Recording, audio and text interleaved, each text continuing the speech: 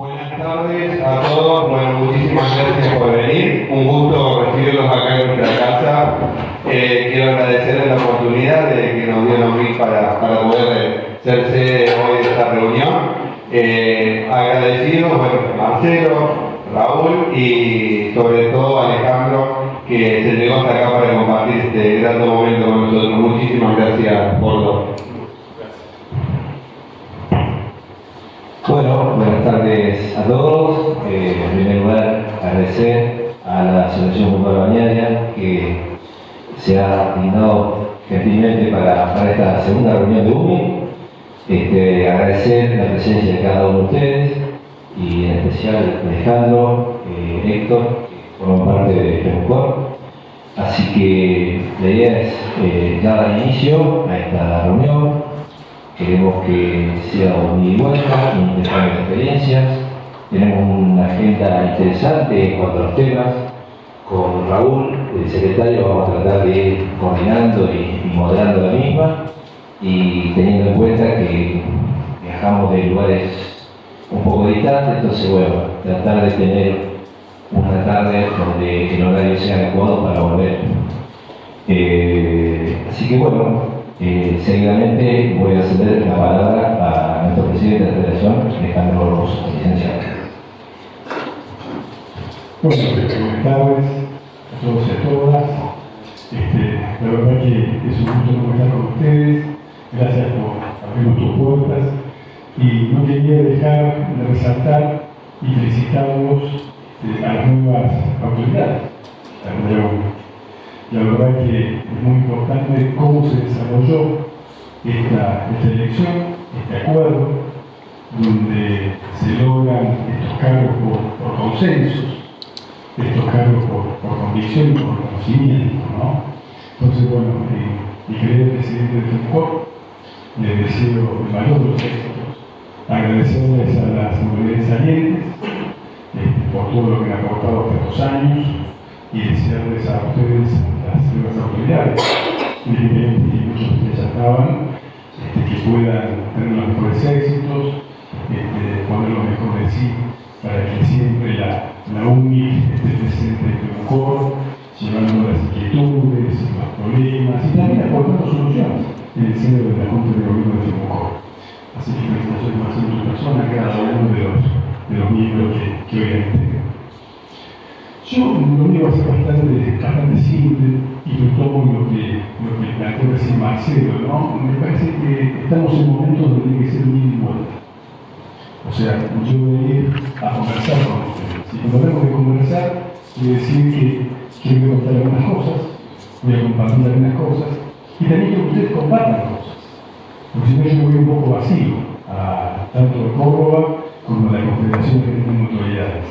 Entonces, ustedes también escuchan a ustedes, los problemas que tienen, las inquietudes que tienen, y que quieren que la Federación los pueda ayudar, y por supuesto que hablamos con la Federación, estamos hablando de la Confederación, y también de la proximidad de Linares, ya que hoy hay dos vocales de Linares que son de la Confederación de Argentina de Autoridades.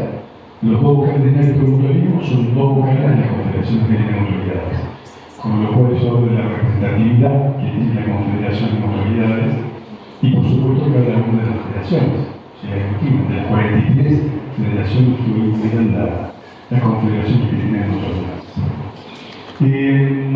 A modo introductorio, quiero compartir con ustedes que se están dando hechos en países de mucha significación, no solo en el plano económico, financiero, sino en el plano político para Córdoba. Y es compartir con ustedes que mañana, 24, vamos en el Río Segundo, en el departamento de Río Segundo, pero en la localidad de Río Segundo, vamos a celebrar el convenio de municipios cooperativos y mutualistas, ¿no? Lo vamos a celebrar con 17 intendentes, desde ya los que dependen del departamento de Río Segundo, delimitados, es mañana a las 12 del mediodía.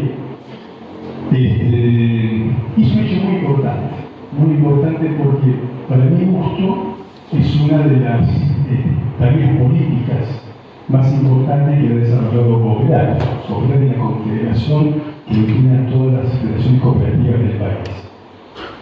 Y lo que hizo a través de esto es cerrar convenios bajo la figura de municipios cooperativos, y yo me reuní con el lenguaje, que es un amigo, le digo, mira, en el mutualismo hay algo que se da de hecho, ¿no? De hecho, que es la relación que se tiene con los municipios, las mutuales y las cooperativas. Es de hecho. Lo que está faltando también en este caso es la formalidad del acto. Es celebrar que en esa celebración de los convenios no estén solamente las cooperativas, que estén también las mutuales. Las mutuales aportan muchísimo a las comunidades. Todos los saben, como le contarán a ustedes cuando todos ustedes son comunidades del interior, representan la comunidad del interior, participan en comunidades del interior. Entonces, la ideología sería que la denominación sea municipios cooperativos y mutualistas. Y comencemos a celebrar convenios con todos los intendentes, los unidades mutuales y las unidades cooperativas, para trabajar en conjunto. Yo estoy convencido que el broche de oro de una institución mutual, cooperativa, es haber creado comunidad. Muchas veces nosotros decimos, fantástico, estamos en tal localidad, en tal pueblo, y en nuestra comunidad. Y no necesariamente es una comunidad. No necesariamente todos pensamos parecidos o todos vamos para el mismo objetivo. Y es requisito fundamental cuando hablamos de comunidad que por lo menos haya un eje en común y que vayamos todos para ese lado, ¿no?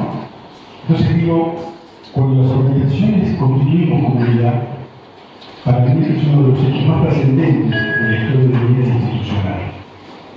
Y en ese sentido, desde mañana, un alto valor simbólico, este convenio que van a asistir 17 municipios, que va a estar suscrito por la Confederación de Territoriales, por Coopera, por COINAC, por el ministro de Cooperativas de Córdoba y por el coordinador regional de las intendencias del Departamento Río Segundo, el Secretario de Río Segundo, en representación de los 17 municipios. Y los 17 municipios van a adherir a esta acuerdo que se va a celebrar mañana. Ustedes me preguntan por qué es tan importante. Yo estoy convencido que es porque entre las tres organizaciones, municipio, cooperativa y mutuales, podemos hablar de comunidad. Porque los tres vamos al mismo objetivo, que es el ser humano, de la persona. ¿Cómo le mejoramos en las tres entidades la calidad de vida de cada pueblo, a cada comunidad? Eso por un lado. Pero por otro lado también nos da una necesidad política que también es importante. Es importante toda vez que el sector no puede manejarse de forma aislada y recurrir a ser visible en la política cuando nos toca el interés. En ese sentido, digo, no hay que descartar que en el mes de diciembre seguramente va a haber 3 proyectos de ley que se van a tratar. Uno de ellos es la ley provisional, otro es la ley de control del trabajo, y otro es la ley impositiva. Entonces, si en diciembre nos vamos a acordar, cuando se trata de la ley impositiva, que podemos ser o no afectados, y ahí empezar a recurrir a con los intendentes, con los legisladores, con los diputados nacionales y provinciales, está. Entonces tenemos que prevenir todo esto, y no simplemente pensar que somos unos interesados. Lo que estamos haciendo es poner en el acto formal lo que informalmente se da. Estamos poniendo en la formalidad lo que en la informalidad se da. Entonces, por eso digo, es muy importante el vínculo intendencia, el vínculo cooperativo y el vínculo mutual. Es fundamental. Es lo que se vino para quedar y lo que vamos a trabajar todos los días de cada uno de nuestros lugares para que no se pueda llevar a cabo. Hecho esta aclaración y siguiendo con la línea de los intendentes, me parece muy importante que pensemos cómo podemos trabajar y ser más visibles en la relación no solamente mutual con comunidad y mutual con los intendentes. El gobernador Yarlora ha creado un ministerio, todos lo saben ustedes, un ministerio que es único en el país. Ahora, a ese ministerio hay que alimentarlo, a ese ministerio hay que justificarlo. Cuando hablamos que se han cerrado ministerios en Córdoba, cuando hablamos que se han creado solamente 2 ministerios, uno medio ambiente y otro es el Ministerio de Cooperativas y Mutuales, para nosotros como sector es muy importante que ese ministerio siga vivo y siga latente, no solo por ejemplo con el valor, sino con la gestión de liquidez.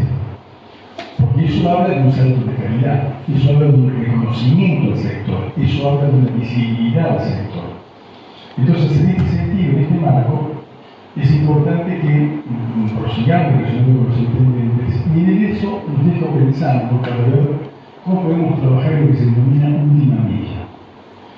Yo que recorro el interior, sé que hay muchos municipios donde las mutuales financian esa última milla, vale decir, llega el total de gas y cómo se hace para que el frentista también pueda colocar ese gas. En ese caso, hay muchos municipios que recurren a las mutuales para que, además del préstamo de Banco Córdoba, además del préstamo que da el Banco Crédito para esos fines específicos, en muchos casos la mutual financia esa obra del frentista. Y en este caso se ha logrado que, por ejemplo, en el caso de la obra de gas, se puede descontar ese préstamo en la factura de gas. Y es una gestión política que se hace, porque en el caso que el frentista no pague, no se le provee gas, automáticamente se le corta. Digo pensando en eso, como también pensando en Internet, cómo podemos contribuir a que todos tengan Internet. Estoy hablando de localidades que tienen un posicionamiento económico distinto al norte de Córdoba, ¿no? El norte de Córdoba hay varios problemas de conectividad, desgraciadamente está muy postergado el norte de Córdoba. Y también, que sí me parece que atañe a municipios y a localidades con mayores recursos y también con menos recursos, y es cuando tratamos de fortalecer todo lo que es energías renovables. Cuando hablamos de energías renovables, estamos hablando de otro posicionamiento del sector. Cuando decíamos financiar energías renovables, estamos hablando de otro posicionamiento del sector. Y hay muchos proyectos de cooperativas, sobre todo, de invertir en paneles solares, invertir en energías renovables, y están generando recursos. Sería muy importante que nuestro sector de mutuales pueda ver y hacer una alianza estratégica con esas cooperativas, pueda hacer una alianza estratégica con otros privados que quieran invertir en energías renovables. Y en ese caso, yo he contado que acabo de pasar que el INAES va a emitir una resolución donde va también a incorporar recursos para financiamiento de subsidio de tasa. Vale decir, que la mutual y quiere ser financiadora de energías renovables, ese préstamo que da también pueda ser subsidiado por el Instituto Nacional de Sustento de Economía Social, ¿no? Entonces, ponemos un poco cada uno y entre todos hacemos una torta. El Estado Nacional por un lado, el propio Ministerio de Cualquier Lugar por el otro lado también puede hacer una cobertura a este subsidio de tasa, el sector mutual por otro lado, y creo que entre todos podemos trabajar en esto que son las energías renovables y que es un problema que no va a quedarse. Por dos motivos. Una, por el costo alto que tiene la energía eléctrica, ya sea por el PEC, o sea por la cooperativa, el costo alto, y va a seguir encareciéndose. Yo no sé si todos han analizado en su sede de su propia mutual, en los clubes, la incidencia que tiene en materia de energía es tremenda. Entonces digo, tenemos que pensar cómo mejoramos ese costo energético. Y sumando a eso, la calidad de vida en cuanto al medio ambiente. Cuando recientemente se nos fue nuestro Papa argentino, él hablaba de la encíclica Laudato Si, y hablaba sobre todo de la casa de todos, que es donde nosotros vivimos, ¿no? La casa de todos, la tierra de todos. Y para cuidar el medio ambiente tenemos que empezar el medio ambiente. Tenemos que pensar cómo hacemos para tener una mejor calidad de vida. Y ahí el sector mutual, el sector cooperativo, tiene mucho que ver. Poco o mucho que cada una de las instituciones aporte a esto, contribuimos a una mejora en la calidad de vida. Y también nos ayuda a la visibilidad. Porque pensemos, y vuelvo un escalón hacia atrás, todos saben de mucho que hemos dado en el año 2017 y 2018 con respecto al tema del impuesto a las ganancias. Pero estamos en un mundo cambiante, no digo un país cambiante, en un mundo permanentemente cambiante, donde no solo hay cambios en materia de política nacional, internacional, de geopolítica, cambios en las familias, cambios en la tecnología, cambios en los jóvenes, la forma de pensar, la forma de comunicarse, y también hay cambios en la política. En aquel momento yo me acuerdo que había llegado el mes de diciembre y un jefe de la bancada en ese momento me decía: Alejandro, ya hablaste con todos, el 10 de diciembre te va a subir la rata de los 58. Personalmente o grupalmente, diputado, pero ahora sube la otra mitad. No tenés tiempo para hablar con la otra mitad, hablar con los jefes de bloques, no tenés tiempo para hablar con el 50% que viene, que se suma ahora, porque en realidad hasta que aprenden lo que vos querés decir, no hay tiempo para tratar el proyecto ahora. Y hablemos los jefes de bloques, y hicieron los acuerdos que se tienen que hacer. Fíjense cómo cambia la cosa. Hoy, si llegás a dar eso, hoy, por el mes de diciembre, hablar con los jefes de bloque no les da ningún tipo de garantía. Ningún tipo de garantía. Los jefes de bloque no ejercen liderazgo sobre sus diputados. El diputado responde a sí mismo por intereses personales, a intereses de su gobernador, a intereses de su jefe de bloque, a intereses de la presión social. Ha cambiado el orden. Ha cambiado el orden político y ha cambiado la garantía que podemos tener con los diputados que tenemos en su momento. La forma de pensar es distinta. Y los que participan del CAM saben esta anécdota que he contado muchas veces, pero me parece que es oportuno. Nosotros contratamos en CAM en cada reunión mensual a un consultor político. Y en marzo del 2023 habíamos contratado a Riorda, que es uno de los 3 mejores consultores políticos latinoamericanos, que es cordobés. Y él hace un estudio y dice que el 70% de los jóvenes de la sub-35 no piensa, no le interesa, y ni siquiera conoce lo que es la solidaridad. La sub-35. Y el 30% restante sabe lo que es la solidaridad o quiere saberlo, pero no garantiza que la siga. ¿Sí? Sabe o quiere saberlo, pero no garantiza que la siga. Él intuye por las preguntas que hizo que en su gran mayoría podríamos afirmar que entre un 20 y un 30% de esos jóvenes creen la solidaridad y podría progresar la solidaridad. Termina diciendo él: muchachos, ustedes están en el negocio equivocado. Entonces, ¿qué quiero significar con eso? En este cambio de época que se da, también eso influye. Y lo que tenemos que trabajar nosotros es preservar la solidaridad, ser eficientes en cada servicio, ser eficaces en cada servicio, pero también no perder lo que es el mutualismo y la importancia que tiene el sector mutual en el resto del país, no solo en nuestra copa. Yo digo, para ir concluyendo y después escucharlo a ustedes si tienen alguna consulta o alguna pregunta que hacernos, quería compartir con ustedes la invitación de 2 congresos importantes que vamos a hacer en este año en las confederaciones territoriales. Uno es un congreso internacional de salud, donde van a participar todo el directorio de la Asociación Internacional de la Mutualidad, del Presidium, de Bélgica, de Alemania, de Italia, y van a hablar sobre el sistema de salud tanto en América como Europa, como Asia, como África, cómo funciona siempre el sector mutual, hacia dónde va el sistema de salud mundial. Y nosotros también vamos a tener expositores argentinos y de Uruguay. Uruguay no se parece en nada cómo se maneja el sistema de salud y es muy eficiente. De nada Argentina, no creo, ¿no? Y es muy eficiente. Y después vamos a hacer eso en el mes de julio y en el mes de septiembre vamos a hacer el congreso de ahorro y crédito, mutual. Reunimos a administradores internacionales y vamos a sacar una fotografía de la situación actual de las mutuales de crédito, de ahorro y de crédito, y vamos a desarrollar un mapa tecnológico, vamos a ver las nuevas oportunidades tecnológicas, cómo pueden impactar a estas entidades y cómo podemos ayudar a lograr más eficiencia y eficacia en ese sentido.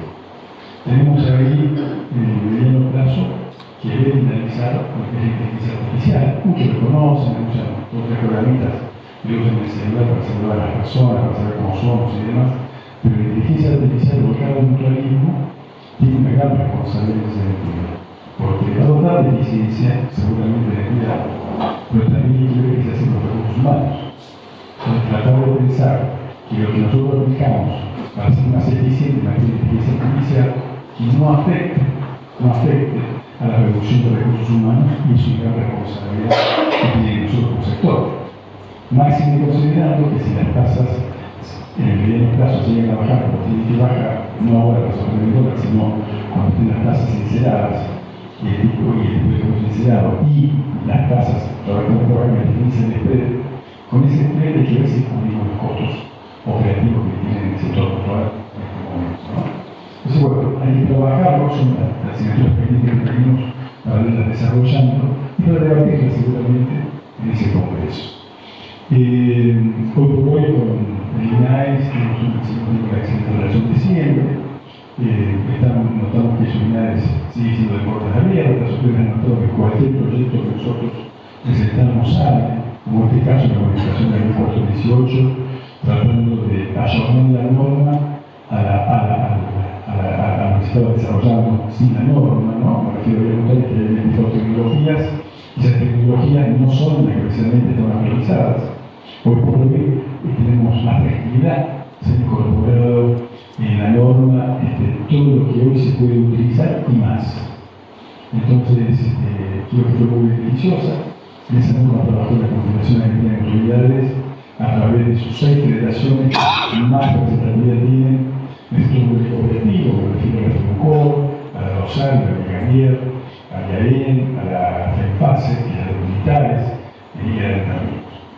Así que bueno, proyectos como ese, tenemos en lanza otros proyectos y también por eso dispuestos a escucharlos a ustedes sin ningún de inquietudes, la canalizan a través de FEMCOR, FEMCOR haciendo la Confederación. Yo como presidente del grupo, pero más rápidamente la Confederación, así que claro que lo digo. Bueno, estoy escuchando a ustedes para escucharlos, si alguien tiene alguna inquietud. Ahí la nieve se puso camisa celestita y si hay alguna inquietud va a tener, ¿no es cierto? Digo que me conoce, presidente, todavía se acuerda. Alejandro, si me permitís, dos preguntitas.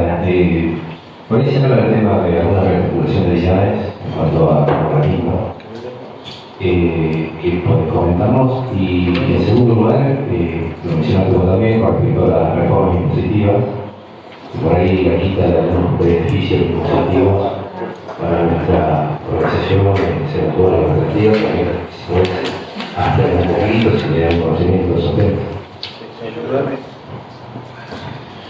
Bueno, vamos por la primera parte. El INAES, como la totalidad de los organismos descentralizados del Estado, está en un borrador de decreto para eliminar, ¿no? Siempre tuvo, pero no eliminar, sino todos los organismos del Estado. Los institutos, ustedes ya saben que se han dado de baja, otros se han modificado y demás. Dentro de esa grilla, que está en el marco del DNU, en la política establecida por el DNU, que se aprobó en su momento, se va incorporando organismos conforme a decretos que se van saliendo. Ahora, hace unos meses, estaba en ese proyecto de decretos. Y hubo una puja interna muy fuerte entre José Negro y la ministra de Acción Social. La ministra de Acción Social tiene un reconocimiento personal e institucional por el INAES, ¿no? Y en ese momento recuerdo que estaba en el exterior, así que había trabajado por teléfono, seguido, lo primero que hizo fue hablar con el presidente y con nuestros medios para que el INAES no entre en ese decreto. Un trabajo bien hecho para la ministra, defendiendo la institucionalidad del INAES y a su vez que el INAES siga permanente. Ahora bien, la pregunta es ¿hasta cuándo? La ministra puede quedarse otra vez. No sé si el ministro que venga va a tener una posición. Esa es una variante. La segunda es si la ministra se queda y viene su debate como este. Y hubo dos funcionarios de peso, donde uno es de muchísimo peso, nuestro CNE, y la otra es una ministra que goza del afecto y reconocimiento del presidente. Los dos son de mucho peso, los dos. Habría que ver los dos quién gana, si viene otro debate como este.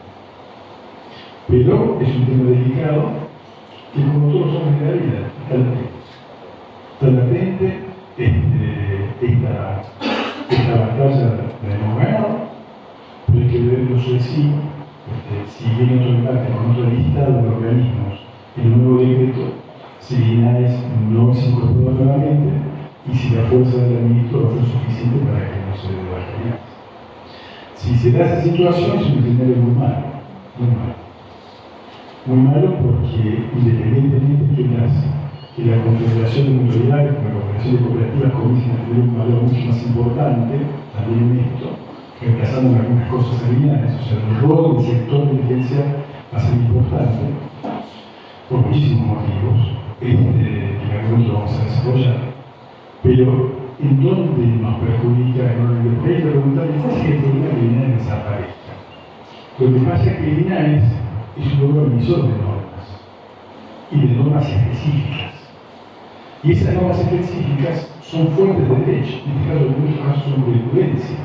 No tenemos fallo de la Corte, en este caso que se ha cimentado en la 1418, por ejemplo. No es casualidad que cuando el INAES modifica la 1418, valga la redundancia, la modifica y no la deroga.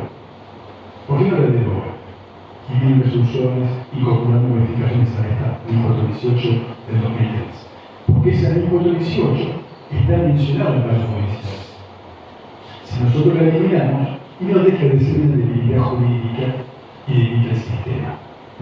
Soy claro en esto que usted. Entonces, por eso digo, entre otras cosas, la importancia que tiene el INAES. Respondiendo a la otra pregunta, estaba del impuesto. Después un poco lo adelanté, ¿no? En diciembre se va a tratar seguramente estos tres proyectos. ¿Por qué en diciembre? Porque en diciembre el gobierno va a tener una composición de Cámara supuestamente distinta. El gobierno prevé que va a tener más diputados que ahora. Entonces, por eso quiere lanzar estos tres proyectos. Uno de ellos es el de la reforma tributaria. Y yo le he dicho en alguna otra oportunidad, y ojalá que nos haga este cuarto, pero el peor escenario que podemos llegar a tener es que nos enfrenten a nosotros mismos, a la sociedad. Vale decir, si las mutuales no pagaran nuestras ganancias, yo podría aumentar 2 puntos en los jubilados. Ejemplo, si las mutuales no pagaran nuestras ganancias, yo podría disminuir la alícuota de la cuarta categoría de impuesto de ganancias al trabajador. Y eso se enfrenta a un sector de la sociedad conocido de la sociedad. Y cuando se enfrenta a un sector de la sociedad conocido de la sociedad, de víctima. Entonces digo, ese escenario es muy complicado y es un poco el estilo como se están manejando las cosas hasta ahora. Enfrentar esto contra esto, esto contra esto, esto contra esto, y ahí como está complicado. Sumado, como el presidente planteaba, a un esquema político totalmente distinto.